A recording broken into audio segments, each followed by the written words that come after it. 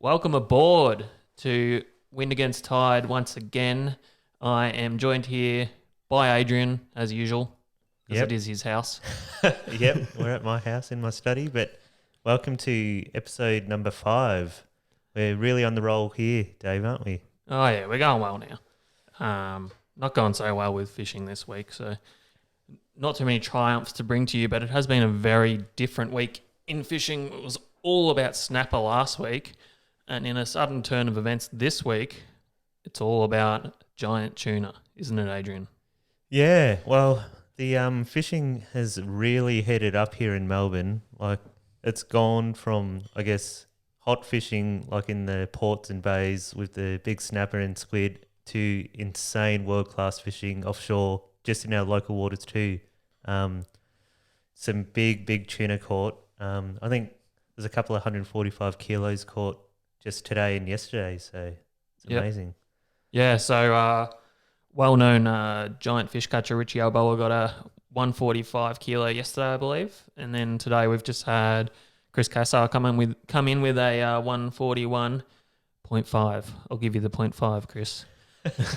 So a couple of cracking fish, especially for local, and this will probably be killing a few people that currently can't get to the ramp still due to restrictions, but fear not, because come this Thursday we're all allowed to do whatever we want. Is that right, Adrian? Yep, I believe that's correct. We can do whatever we want. We can do the midnight snapper runs, because everyone loves a good midnight fish on the snapper, and we can also fish for the tuna during the day.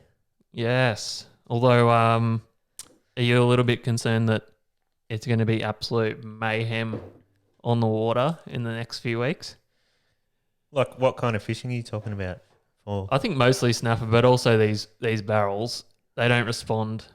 The barrels really don't respond well to boat pressure. So especially when they're in this known small area, I think it's going to be pretty crazy out there. So I reckon, like, when the rules do relax for the first week or two, it's going to be absolutely crazy, and then it'll settle down again. What do you reckon? Yeah, well, the tuna fishing, I think only the hardcore guys will go. The fishing cowboys, as we like to call them. The super wogs, the fishing cowboys, whatever. But because you still got to cross the bar, I guess not bars, but the entrances, which can be, puts a lot of people off fishing locally for the tunas. So it does, but there's a hell of a lot of people that still go out there and do it. Yeah. Which, fair play to everyone. Obviously, nobody owns the right to be out there on their own, and it's great for everyone to share in that experience. But there's no doubt about it. It can make it a little bit difficult sometimes to put yourself on the fish, but becomes a bit more of a lottery at times. But yeah, that's the way it is, isn't it, Adrian? Oh yeah, it's always a lottery out there. You can either be a magnet to the luck, the glory out there, or you can just keep grinding and grinding year after year and not even see a bite. Yeah. So yesterday, I once I saw restrictions were lifting, thought early reprieve. I can go offshore now. Early. You just unlocked yourself, have you? Yeah, I've just unlocked myself. I thought, well, what's the difference between a few days? So, I just went and sort of did it. That's all right, isn't it? Oh, done. How'd you go? Yeah, so late launch, had a couple of things to attend to in the morning, and by the time I did go, that was a wind against tide scenario at the western entrance of Western Port, and she was pretty bad. I used the show name again, Wind Against Tide. Yeah, we tend to do that a lot. But that's what it was, which makes these big pressure waves, and it was pretty bad. My brother actually said to me that's the worst weather he's ever been in. So, oh no, it must have been pretty bad. Yeah, I had to drop down to 20k an hour, and oh, you're kidding, 20k an hour, punching through a few waves. But once we got out, it was all right. And because I only had that half day, I just wanted to check out a little bit closer to home, so I didn't go down to where all the craziness was. But I found some pretty cool action nonetheless. Felt like I was probably pretty unlucky not to get a bite. If you check this out, Adrian. Yep. So here we have what tuna fishermen dream of, which is a bit of whale action with some birds and bait. And shortly after this, my depth sounder came up with a whole bunch of big fish under a bait ball, which looks something like this. If you flick to that one, Adrian, so you can see there. That's wow. a bunch of big tuna feeding on a bait ball. Man, that you're so unlucky to get a bite on that. That looks like they're feeding there. I know. On my own, no one else around. Usually you'd go over that and bang, a reel would crack off. But it didn't. And that's fishing. And yeah, got to go in home, and all my mates sent me photos of everyone else's fish like I wasn't aware of it, which was really helpful. It's just a thing mates do, isn't it? Mate, I love when you're out fishing, right? And you've sucked all day, everyone around is caught, and then your mates tend to send you text messages just throughout the day. Oh, did you see so-and-so's fish? Oh, did you see that? And doesn't that just drive you insane? It does your head in. It always looks so easy on Facebook, doesn't it? Like, yeah, like there's like 50 boats out there and 6 fish caught. So, you know, most people had an average day, but when you look at Facebook and 3 or 4 fish come up in a row, it's like, oh my God, it's crazy out there. But when you're out there doing it, it can be a little bit of a lottery. Obviously, some guys are more consistent than others. Yeah, it doesn't really help that I only had half a day, but anyway. Yeah. We'll just have to get out there again, Adrian. Yeah, I do remember you text me about 10 a.m. saying, I'm still going. Yeah. Yeah, well, I did get up early. I was going to go early, but I had a few things on at home, and probably for the best because it was pretty blowy in the morning. So, and I covered a lot of distance. I used 160 litres of fuel, so that's always good for no result. What's 160 litres of fuel, you know, push you out? How many Ks you reckon? Because you got a 380 V8 there. I think she was pretty efficient. I reckon I did probably 180K. Yeah, right. That's pretty good. Something like that. Cruising at 40 to 50K an hour. The big Pro XS. Yeah, right. So I can't complain too much about that. No. So did you get out for a fish this week? No, I actually didn't. I actually decided I'd cook some fish for the family. Did ya? Yes, I'll have to. I did a little bit of chefing too, Adrian. Did ya? Yes. So I actually decided to bake a whole snapper. So I had, I don't know, you can see there, I've got a snapper there, and I baked it for the family to eat. And I think I had like a few herbs, lemon, butter, rubbed it all in, seasoned it lovely with salt and pepper. And I don't know, I tend to fail at roasting snapper a lot. Like it came out bloody beautiful. Like look at that. That looks delicious. But there's always the skin doesn't look very crispy. No, it actually was. Right. But yeah, it had to go back in the oven another couple of times because right next to the bone it was still quite raw. But anyway, that's not what. So what happened is I cooked this beautiful roast fish for dinner, and I actually turned the whole family off because I decided to do the eyeball challenge right in the middle of dinner again. Oh, what is wrong with you? Yes. So here's the fish there. Looks pretty good there. Yeah, it looks really good. I like the part where the lip and the teeth are hanging off like some decaying dead body. Yes, I bet you do. Look at you go. So, yeah, I'm just trying to actually find the video. Well, in the meantime, I'll show you what I came up with. Yeah.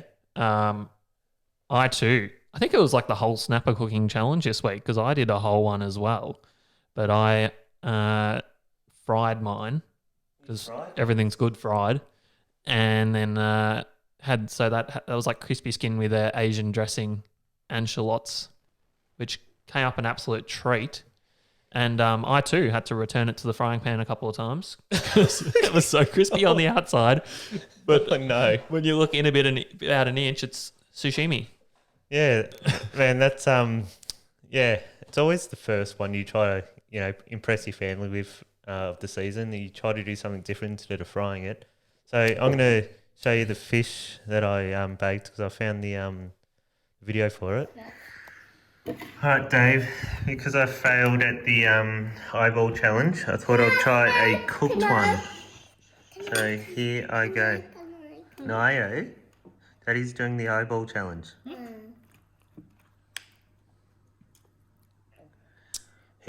Does your dad eat this? Always. The eyeball? We fight What over about them. the glass ball thing inside of it? No, you don't eat that. That's like... I tried to eat that too. That's just like eating... It's delicious. That one's a bit slimy. Oh, I Just- can't. I Just can't. eat it. Yeah, swallow. Oh God. I can't. Swallow it.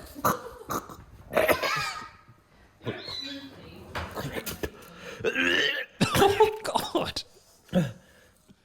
That's horrific. Yeah. Why do you keep doing that?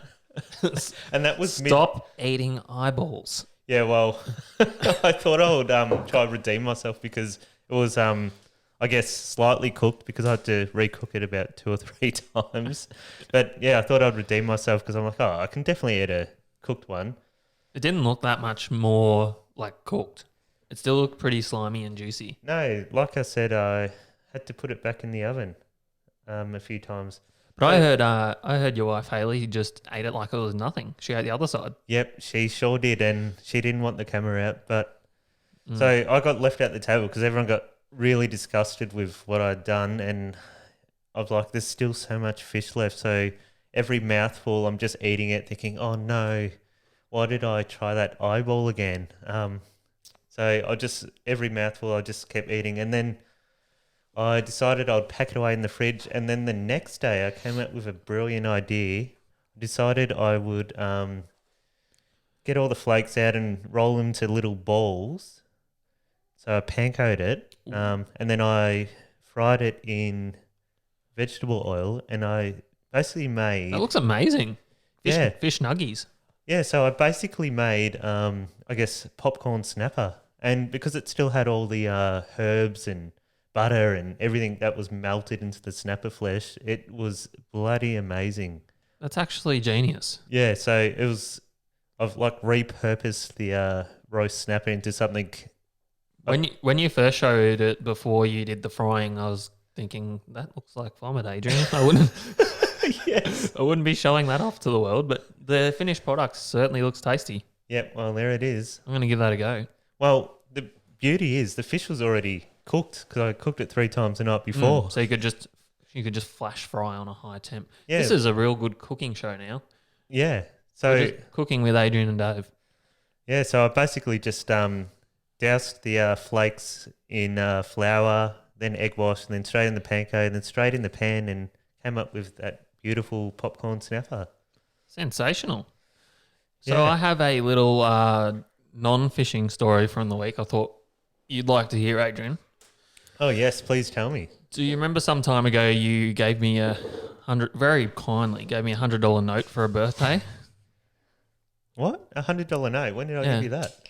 Oh, I don't know. I've had it for like 2 years. Mm. And I haven't used it because do you recall that you wrote a birthday message on it in permanent marker? Oh, yes, that's right, because Dave had a barbecue for his birthday about a year and a bit ago. I can't remember exactly when his birthday is. That's how good of a friend I am. And It's all right. I don't remember yours either. and I was like, oh, I can't go to his party without a card. And I just so happened to have a $100 note in my wallet, and I quickly wrote down a birthday message on it, and that was it. Was it supposed to be a cruel practical joke to give me $100 that I wasn't comfortable giving someone? Was that the aim of that one?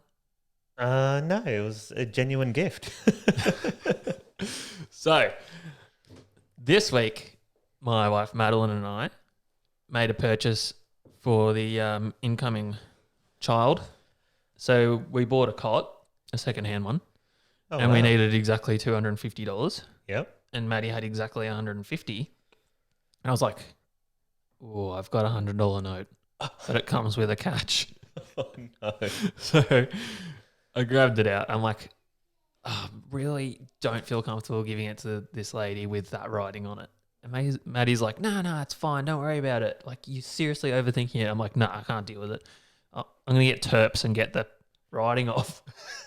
You did not put turpentine on that No. plastic note. Well, I was going to. Honestly, I thought that would be fine because I thought the coating would withhold the terps. But Maddie said she disallowed that move, which thank you for that. Well played. So I went down a level and just sprayed it with some Oh, no. which is this really eco-friendly cleaning stuff if anyone knows about it. It's pretty good, actually.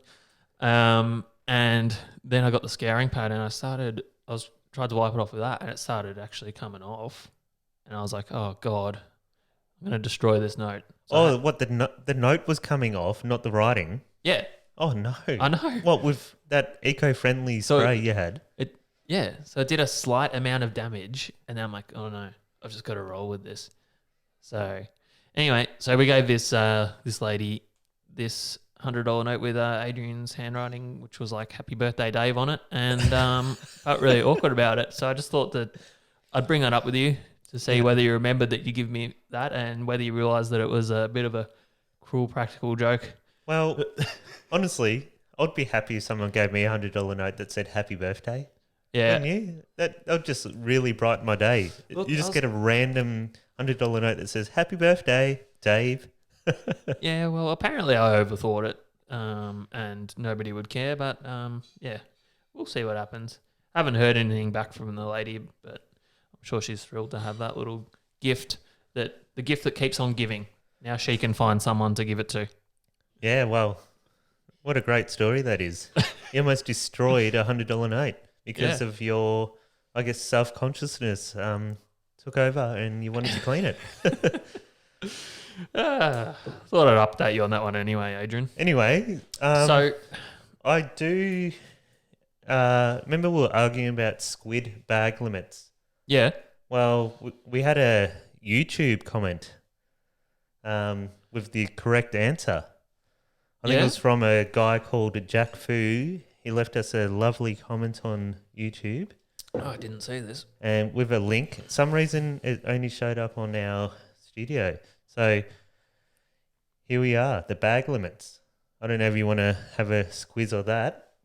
But there's an example. It says, Tiffany can have more than the bag limit in her caravan, which is 10 brim, because she is not in or next to the water. When Tiffany is fishing from her boat or at the boat ramp or fishing from the shore, Tiffany must not possess more than 10 brim. So the previous day's catch must stay at the caravan park.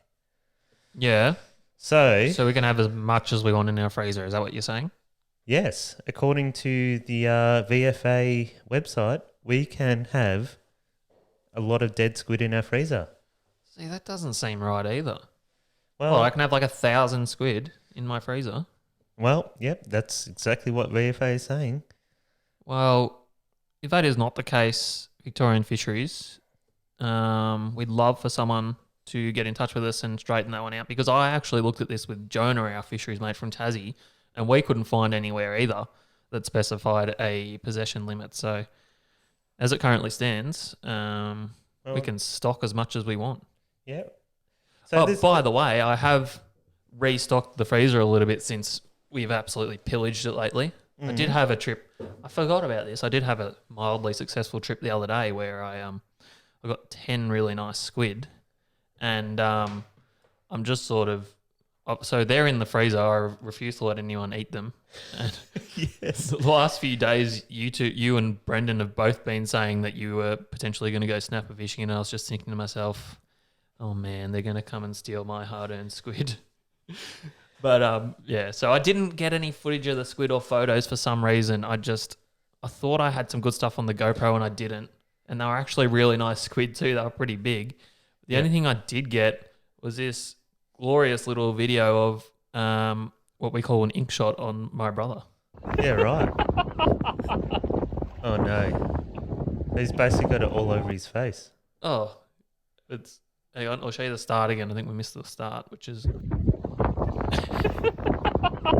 Wow. That That is an absolute ink shot and a half. And that was from the little one.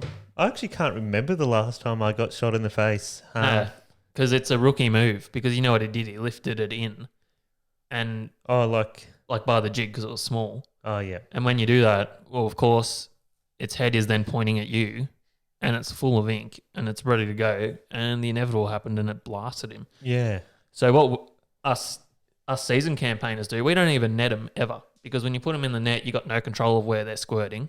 So we grab them behind the head, and then that way you can just point them at your mate, or like if you're being nice, away from the boat completely, and then slide them straight into the bait tank. Exactly. Well, I think also the problem with nets, the jig gets tangled in it too.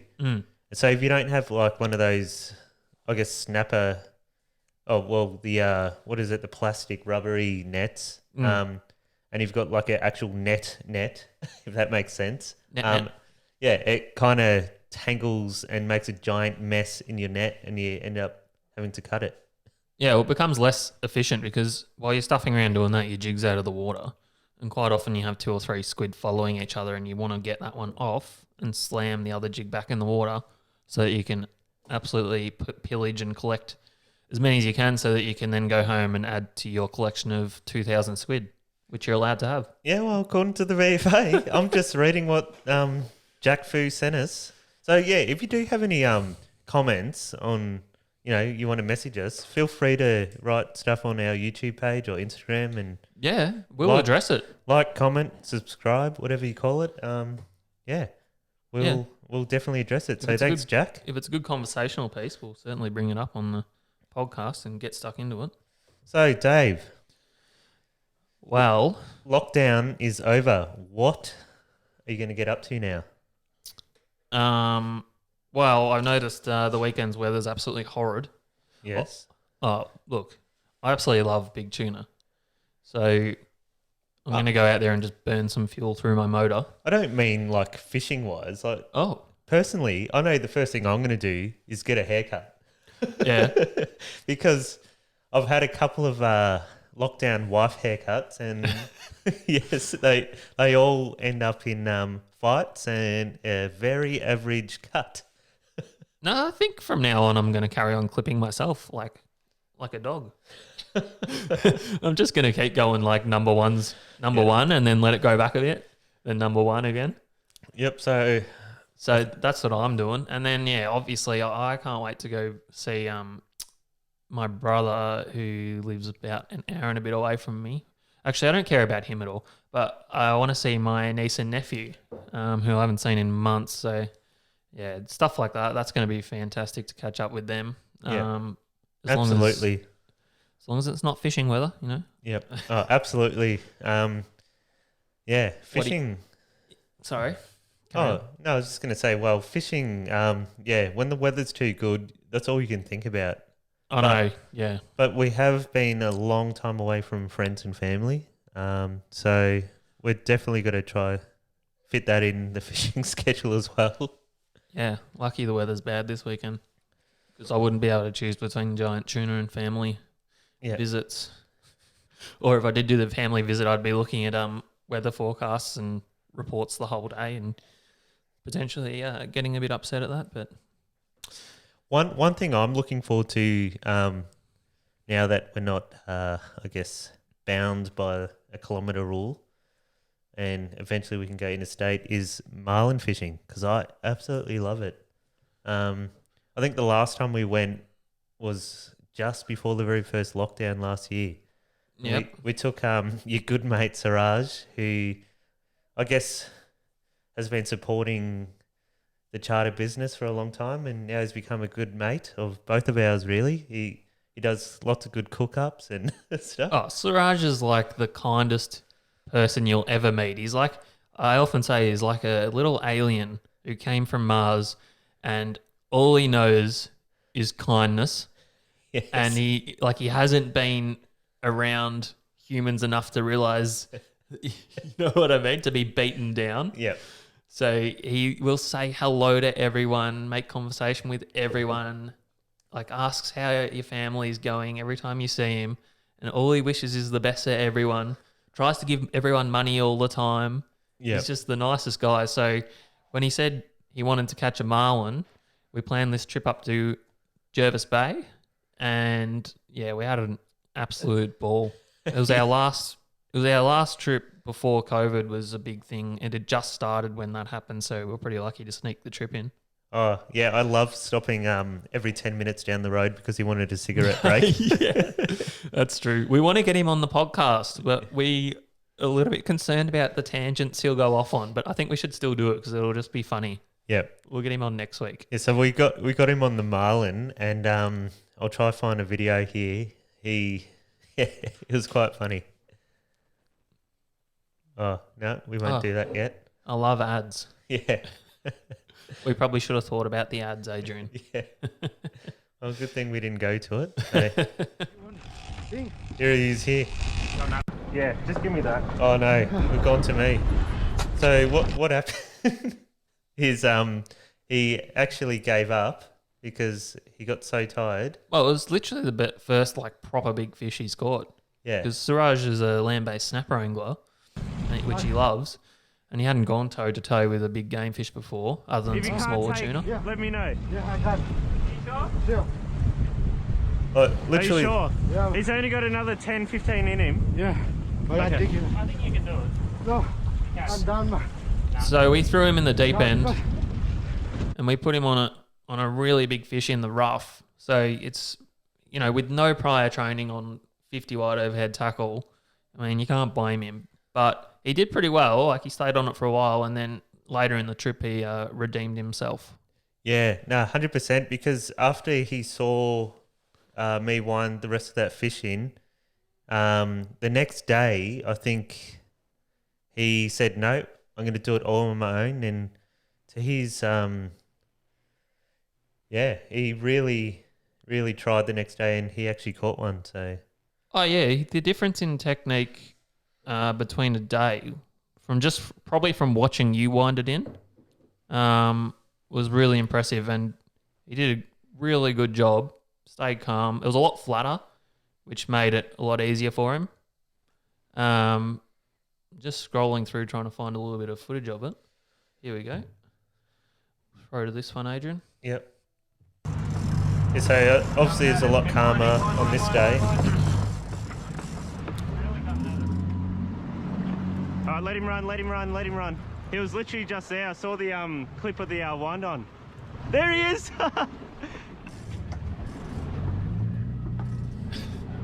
Anyway, and then we landed that fish, and all he wanted to do was touch and feel his marlin, didn't he? Oh, yeah. You barely had it through the bill. Yeah.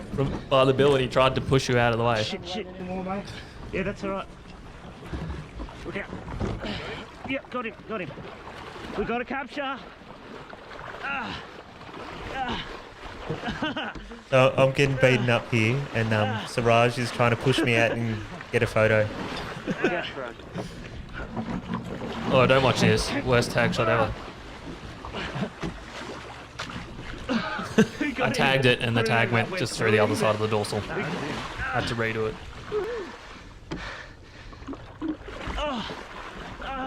Yeah, so that was an awesome trip, Adrian.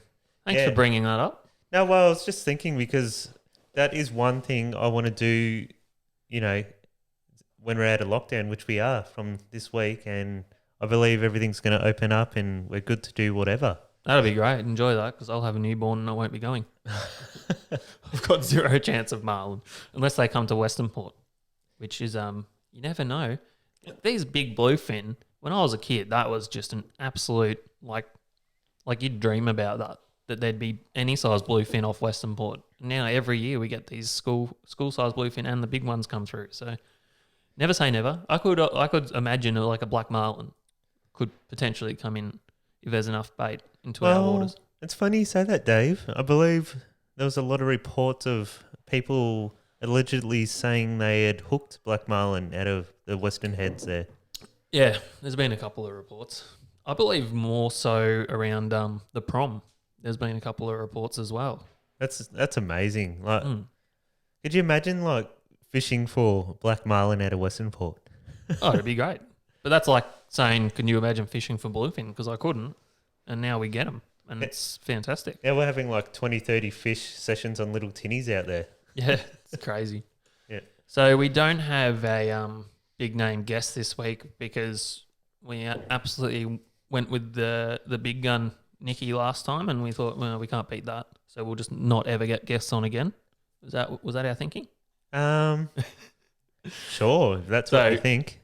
So what I thought we might do, there's probably people that are listening that don't know that much about us, Adrian. So I thought it might be a good idea if I interviewed us. Oh no, don't interview me. I'm very secretive. Well, I'm going to. All right, I've got some questions. Oh no. You're going to answer, then I'm going to answer. Questions. Okay, so Are you ready? You ask the question, I answer, and then you answer the same question. Yep. All right. How did you get into fishing, Adrian? Well, when I was about 4 years old, because I actually lived in Tassie, believe it or not, Dave, when I was quite young, and my parents had separated, and we came to live in Hastings with my papa and nana. And What, is that it? no, that's not it. Well, you asked me how I got into fishing, so I'm telling you. Well, you didn't tell me anything. You just told me where you'd moved to.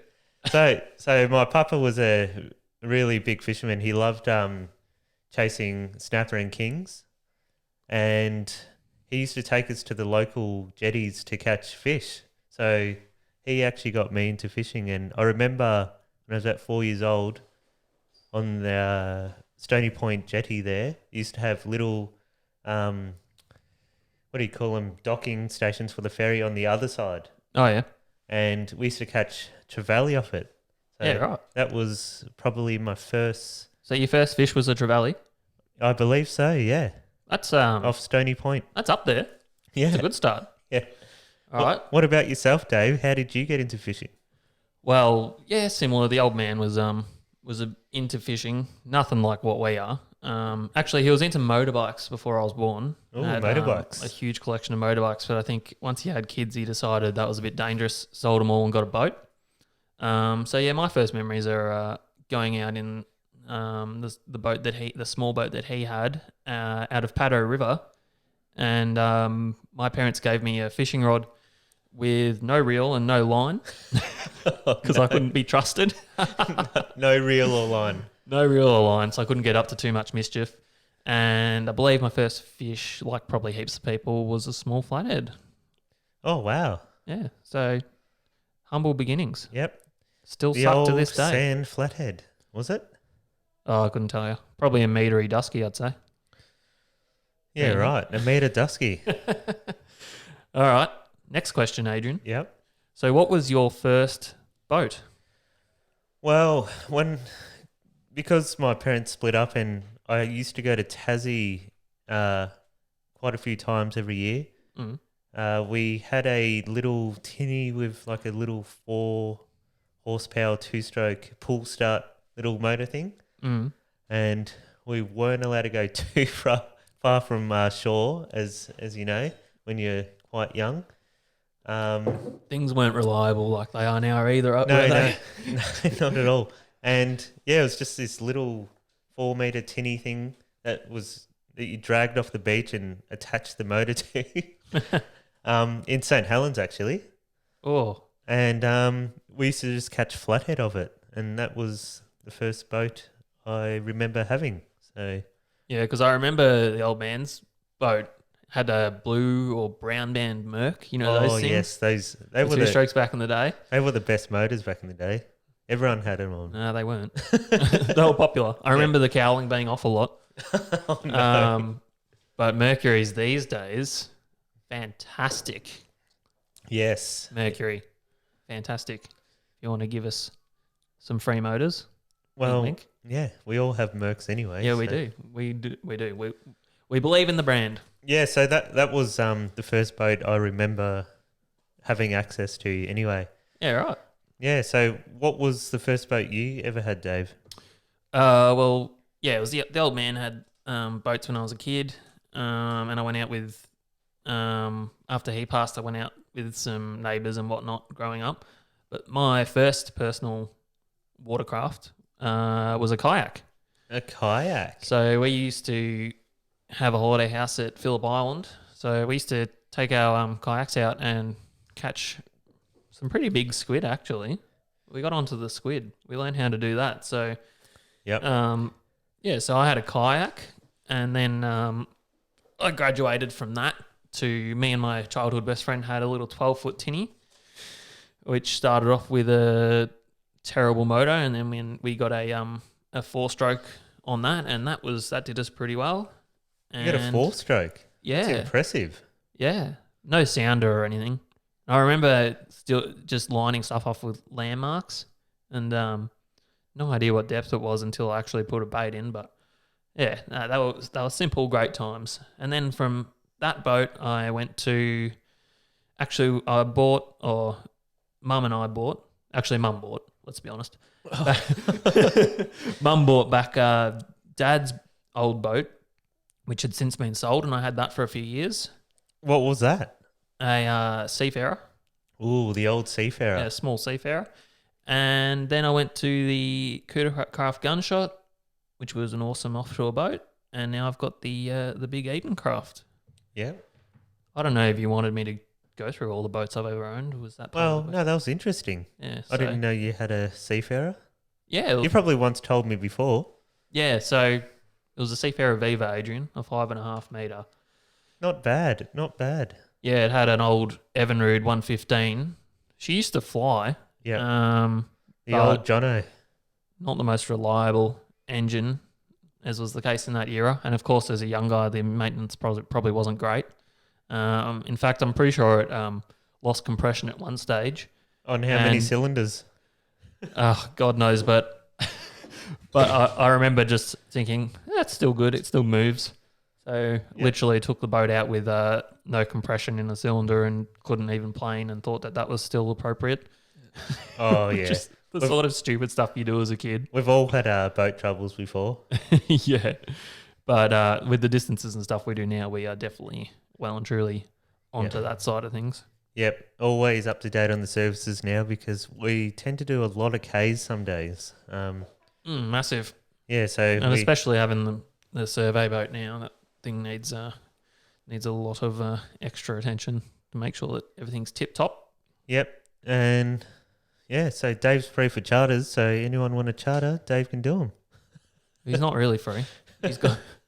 He's got another job, and then he wants to go fishing with Adrian on the weekends anyway. So, no, there will be limited spots. We'll do some limited, probably snapper charters with Adrian as a guest appearance. Yep, and Offshore guest. Decky. I'll just be helping out, making things easy for Dave. But we are trying to throw a competition for our podcast for a free fishing charter on our charter boat. We will be doing that. So there she is. Oh, that's She's it's a beautiful photo, isn't it? Is that Conran? Cape Conran, yeah. Another fishless trip on the swords. But, have you worked out the details of your contest yet? No, I'm still in the fine details of it, but it's going to involve probably when we get to the 1,000 subscriber mark on YouTube. So Yep. it's going to be a pretty good competition because we do catch a lot of snapper. We might even get Suraj on board. Yeah, you can We cook his talked about earlier. brownies. Oh, he brings out so much food. It's the best. But anyway, we digress. Back to the questions. Yes. Fondest fishing memory as a kid and fondest fishing memory as an adult. All right. Wow. That's kind of 2 questions in one. Mm. So I remember, do you remember when you're a kid and you get your Christmas presents and there's always like a token lure or fishing tackle thing in it? Yeah. Well, I remember I unwrapped one of my presents. I was actually staying in South Arm in Tasmania for Christmas that year, which is, I guess, south of Hobart somewhere. Yep. And I got a razorback squid lure, squid jig. Classic. Yes. And I had no idea what it was or how to use it. All I knew is you could catch squid on it. Mm-hmm. And later that day, I went to the rocks with my brothers and my old man, and they were all bait fishing. And I said, I'm going to tie this lure on, this razorback thing and catch a squid. I had no idea how to use it. Never caught a squid in my life. I was just literally casting it out and Straight wind. just basically, just winding it in really slowly. And I wasn't catching anything at the time. And then I'm like, I'll do one more cast with it. Then I'm going to chuck some scallops or oysters, whatever on the rocks on my hook. Because there's a lot of oysters on those rocks. They don't get harvested a lot over there. They will. Yeah, they probably are now. But I just did one more cast, and as soon as it hit the water, my rod's just going zzz, zzz, zzz. I'm like, oh my goodness, I want a squid. And everyone's just like gathered around me and like, Adrian's got a big squid on. He's got a big squid on. And from that day onwards, I always carried a squid jig on me when I went fishing, because of that moment, it just made me go, oh, if I cast that squid jig out, I'm going to get a squid. Yeah. So, If only it worked that way. yeah, exactly. That's a pretty good area for squid too. So Yeah, down at Cremorne, South Arm there. shout out. All right, second. So you're going to address the second part of that question, which was fondest adult fishing memory.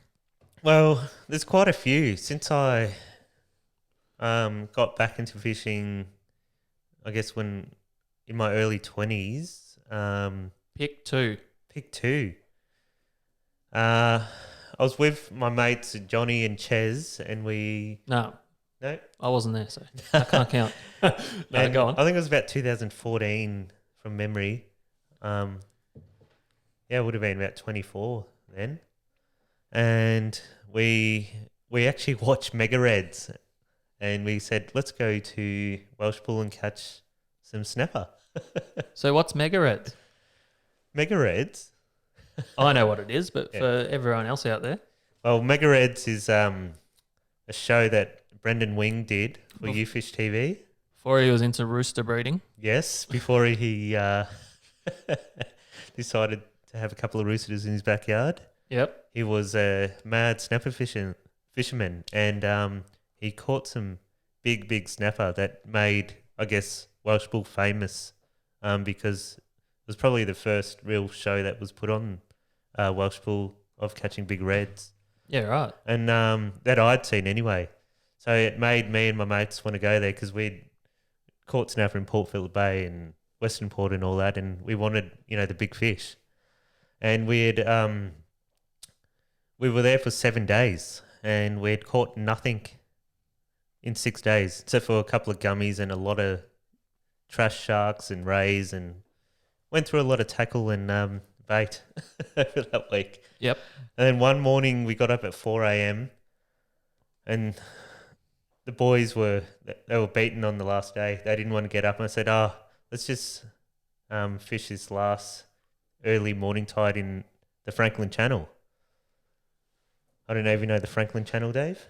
Oh, I know it. Because we'd been fishing Singapore deep all week for nothing, and we were at the pub that night. We heard an old guy talk about the Franklin Channel. So Oh, an old sea dog at the Yes, pub. the old sea dog at the pub. They're not normally accurate though. No, but we decided to try it anyway. And literally we were there, anchored up. There was 2 boats. There was 4 of us, 2 in each boat. And the first set of rods, I believe, we caught. We had a double, me and Ches, we had a double, a 6.5 kilo fit snapper and a banjo. And then the 20 pounders came rolling in. Yeah, right. Yes. That's exciting. Yep. So So how big was the biggest snapper? 99 centimeters. Shit. Yep. That's a cracker. I'd never seen a snapper that big in my life, and we had one on the deck. I don't know if I have any photos of it on me here. I might try to find it later, but it was We'll put it on the Instagram after the show. 99 centimeters. So you got multiple 20 pounders. Yeah, so on our boat we got 2, and on John's boat, he was with my brother Kieran, they got one that was like 9.2 kilo or something. What is 20 pound? 9.2 something, isn't it? 9.1 something, I think. Is it? Yeah. Okay. So we caught about 9 fish that morning, all big, all over 6 kilo, I believe. Ridiculous. Yeah. And it just went from 0 to hero like that. It was amazing. Yeah, right. So that was a very fond memory. That's a great memory. Yeah. What else you got? Well, you said one memory of. Yeah, one's fine. Yeah. So you going with that one? Yeah, we can tell other stories another day. Yeah, true. So True. what's your stories, Dave, on those questions? All right. So as a kid, it's probably when I really, because the old man wasn't like that good at fishing. I don't, Oh, no. he was more your weekend dangler, right? Yeah. So to me, it was like we'd catch pinkies and like the odd gummy shark. Like you get a gummy every few trips. So it wasn't until I was like a teenager that I'd done a bit of research and I worked out that you actually could consistently catch Yes. big fish. I So still don't consistently catch. no, but we tried. But so I didn't even have a boat license at this stage. Sorry, no, I had a boat license. I didn't even have a car license at this stage. And when I had with this little 12-foot tinny, I literally used to, me and like a mate from school or whatever, we'd wheel it down my street, like physically lift the trailer and walk it down the street and put it down and slide it down the ramp and launch it. And Whoa. Without a car. with no car. Oh, No plan of how to get it back out again because obviously like we weren't going to be able to pull it back up a ramp. But we just thought, the main thing is to get it in the water and go fishing and then we'll work out the rest later. So I'd usually have to go bug a neighbour or something to pull me out at the end of the trip. But anyway, on this occasion, for some reason I decided to go fishing of an afternoon and I had no bait, but I did have some squid in the freezer, but I'd cleaned it and I had it there for Mum to cook for dinner. So being a bit cheeky, I grabbed that one, like a cleaned hood ready for dinner. So I stole it, oh no, you stole Mum's dinner. took it out, went off Silver Leaves, and I caught a really big gummy, probably like genuine 25 kilo, full of pups. And oh no. on The my old own. pup slayer. So it was absolute mayhem. Well, I didn't slay them, Adrian. I actually released it. So that was probably the first proper big fish I ever caught as a young guy. Big gummy shark, which I released. So that was a pretty special day. Well done, Dave. What made you want to release it? Because I know when you're a kid and you're really into fishing, you just like to kill your catch. It's like a It's a primal thing. yes. No, but it's Well- also like, look, you take it home and go, look, Mum, look, Dad, look what I caught. Yeah. Um, Well, I don't want to give him too much credit, but just this is just after Brendan released a film called Great Grey Submarines with Warren Carter about gummy fishing, and he promoted the catch and release thing pretty heavily. But Yeah. also when it did come in, it was clearly like really pregnant, and like you could feel the pups wriggling around. So yeah. I would have felt pretty horrible keeping it. So I let her go, and very glad that I did. So that was my memory as a kid. Yeah. So as an adult, Oh, the adult memory. I've got heaps of really So- good ones as an adult. I actually found this really hard as well because we've caught so many great fish over the last few years. But Well, I don't think so. Neither of us are going to bring up as the fondest memory as an adult catching a 100-pound mulloway together, 101 pound. Hopefully get that right next time. because I'm not bringing that one up either. No. So you kind of you're gloating if you bring out that you caught a 100-pound mulloway. well, I didn't catch it. I was just there to watch the glory, but Glorious. that was up there. But no, the fondest one for me is the time that I went out of Lake's Entrance on my own in my Cootercraft. Oh yes, Not I love this not story. that video, Adrian.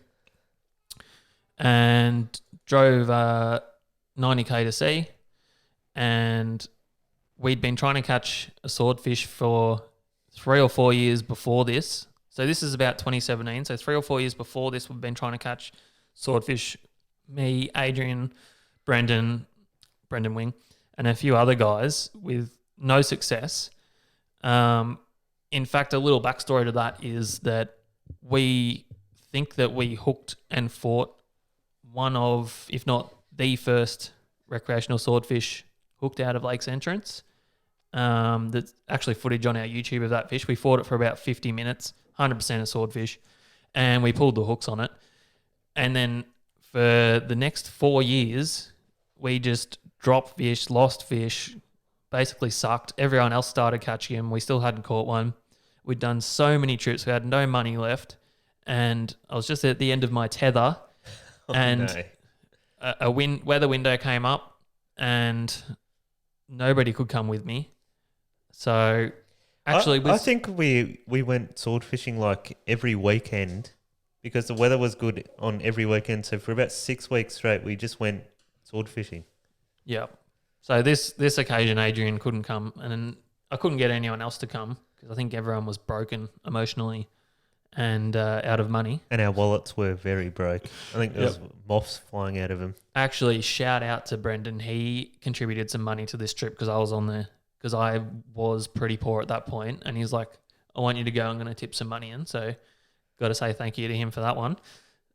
So yeah, I went out on my own. I drove to lakes through the night, got there about 2 a.m., slept in my car for a few hours, and launched at probably about 6, drove out on my own, and this spot that we'd actually sort of sussed out about 2 weeks earlier, we'd caught like a really big blue eye there, and we sort of, like we'd mapped out this area and we knew it could be good. Our mate Kev caught a sword in that area as well. Yes, I think it was like a week before or something, wasn't it? Yeah, so all the puzzle, like the pieces to the puzzle kind of came together. And I went out there and like the very first drop of the day, I sent a bait down and I just looked at the rod tip and I was like, oh my God, that's actually getting a bite. And like somehow I just knew I was going to get that fish. I turned around, grabbed my harness and stuff and just started harnessing up. Turned around again and the rod's bent over. So I just wound into it and the weight came on. And then, yeah, I was in for a bloody absolute tussle trying to drive the boat and angle this fish on my own. Yeah. And probably the hardest, and surprisingly the hardest part, even though it was a really good fight, was the gaffing, trying to gaff it on my own. I got the gaff in and it went nuts on the gaff. But then getting it into the boat on my own because it was 107 kilo and it was actually probably bigger than that, to be fair, because it spat up a whole heap of arrow squid. So yeah, I'd like to claim it bigger. So you're going to say 110, are you? Yeah, probably 150 odd. Yeah. 150. So the hardest part was then getting it in the boat on my own. So I literally tried for about an hour to lift it in on my own. Had it like halfway in a few times sitting on its head and stuff, and then it just slid back in the water. And then I came up with like something I'd thought about in the past was I have a winch on my boat for the anchor. So what I did was I grabbed the rope off the anchor winch, fed it through the front of the boat, tied it to this fish, and winched the fish in. So I've got a little bit of footage of that if you want to throw to it, Adrian. Yeah, just another thing when you're getting sword bites and you're quickly chucking the harness on. I think I've done that just fighting the brick. We've all done that. Yes. We've fought some bricks. Because we use bricks for sinkers when we're sword fishing, and sometimes you think it's come off and it hasn't, and then you think that you've got the weight is a fish, but you're just winding a brick to the surface. Yep, exactly. So it's quite a laugh when you realise you've been winding a brick in that whole time. But I'm going to go to Dave's anchor winch swordfish here, so check this out. I don't know. It's over 100. Hey, Malky. I'm not sure this is what your winch is meant for, but I hope it's going to work. It's either incredibly smart or incredibly dumb. I'm trying to get this swordfish in the boat for like 2-3 hours. Yeah, I messed his face up. Too stuffed from the fight, and I've resorted to this. So Mark, Coodercraft, I'm testing your wave breaker as well. So basically Dave's thrown the anchor rope over his wave breaker and he's expecting to use the winch to pull it up nicely. Yeah, and I did. Here we go. But to be fair, I ended up winching in tail first because you didn't see it in that footage. Yeah. But I was winching it in head first. It was nearly in, and they've got like a real soft mouth, and the rope ripped out, and it fell back in the water. So and I was like, yeah, you know what's really exciting about that story? I remember when you got that. You got the bite about 8 a.m. And I think you're back coming in about 12, about lunchtime from memory. Yep. And you sent the text out saying you got one. Oh yeah. So we had all decided we'd finish work for the day because where Dave gone sword fishing, it's about a 4-hour drive from home, and we'd all got to Brendan Wings about 9 p.m. and we're all just waiting there for Dave's arrival, and we could see his car in the distance just rock up, and there's about 10 of us waiting at Gopal's place because he made some man-made gantry thing. Yeah. And Dave rocked up and we're all cheering and hooraying him and like, you've done it. Yeah, it was nice to have a little. I didn't even actually have to fillet it because you guys all came to the ramp and were filleting it for me. So yeah, it was a fond memory. It was definitely one of the better ones. Yeah. I've got more. But do we have time for more? You got more? Or do we move on? Oh, Dave's getting a phone call. Madeline. My wife just called me during podcasting time. Yep, that's why you put your phone on Do Not Disturb. Well, but we need the internet sometimes. Anyway, we may edit that out. We may not. Yeah, so I don't know. We've got time for any more interesting questions and stories because we're coming up to the hour mark now. Oh, it doesn't matter. Doesn't matter. Keep going. Yeah. I won't do any more of my fondest ones, but there's been a few there. I'll reel them off quickly. We won't go through the big story. No, we don't have to rush about it. We can. Well, there's the local 100 kilo bluefin. Oh yeah, that one was a good one. Yep. So we've caught quite a few bluefin over 100 kilo, but getting one out of Hang on, I'm yet to catch a bluefin. over 100. Yeah, over 100. Yeah. You're jinxed. Yeah, I'm very jinxed. I actually remember about 2016, me and Dave lost one that he's calling 150 out there locally. Maybe not 150, but it was a real good fish. Real good one. We went out with our mate Stu on his big Caribbean, and we were actually only doing a couple of laps, and then we were going squid fishing. There hadn't been any reports or anything, but we thought we're down near the entrance, we'll go do some laps. And I was about to call it to go in for squid fish, and we went over a couple of seals, and bang. And then I released it. It was great. Great fun. Long story short, fought that for like an hour and a half, got it near the boat. Someone applied a bit much pressure and the line broke. And we'll never talk about that again. Moving on. So about 50 trips and a couple of years later, Brendan and I saunter out there, and I'll show you what happens if Adrian is going to click play. Yeah. Smaller, but definitely solid. Yeah! You're kidding me. Are you kidding me? Once again, no reports, just went out there for a look, which we do often, and weight of numbers of trips we'd done, I think we just rolled into another one. Yep. Nah, just seeing that bite is amazing. Oh, there's nothing like the sound of that line coming off the reel. So we got that one in. Well, you could tell by your cheers just then. You're like, yes, yes. Yeah, I've done it. That gap shot. It's so exciting. Yeah, and we got another ad. Anyway, we pulled that fish in, and that was another ripper moment. And then, there's the 100-pound mull away. And all right. Hey, now we've watched this ad. Can we play the rest of this little bit of We can. barrel landing? We've got to sort. Maybe we'll have to get a YouTube subscription so we don't have to. Oh my god.